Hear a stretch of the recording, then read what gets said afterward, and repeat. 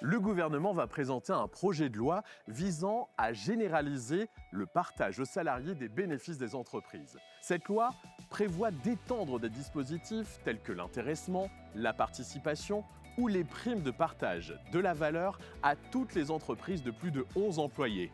Un casse-tête pour les patrons des TPE-PME jugés à la traîne sur ce sujet. Pour y voir un peu plus clair, j'aimerais donner la parole à Alexandre Cressel, responsable ingénierie sociale et assurance des entreprises au Crédit Agricole Brie-Picardie.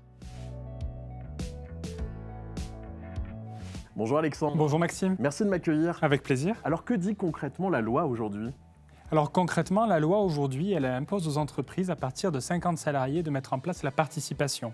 Donc avec une formule de la prime de participation qui doit être versée aux salariés, qui est encadrée par la loi.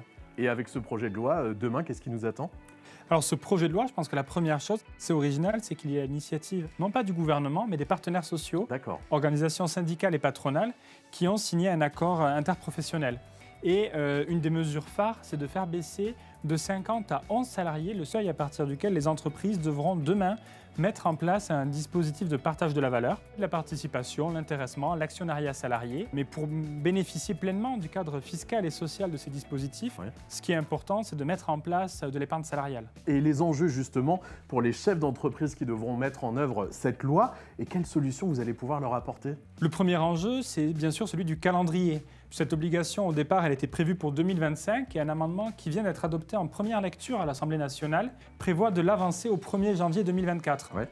L'autre enjeu, c'est bien sûr de profiter de cette loi pour, au-delà de se mettre en conformité, avoir une réflexion beaucoup plus globale sur le partage de la valeur et la politique RH de l'entreprise. Et là-dessus, nous pouvons bien entendu accompagner nos dirigeants d'entreprise sur ces sujets. Très bien. Merci beaucoup Alexandre pour toutes ces réponses. À bientôt.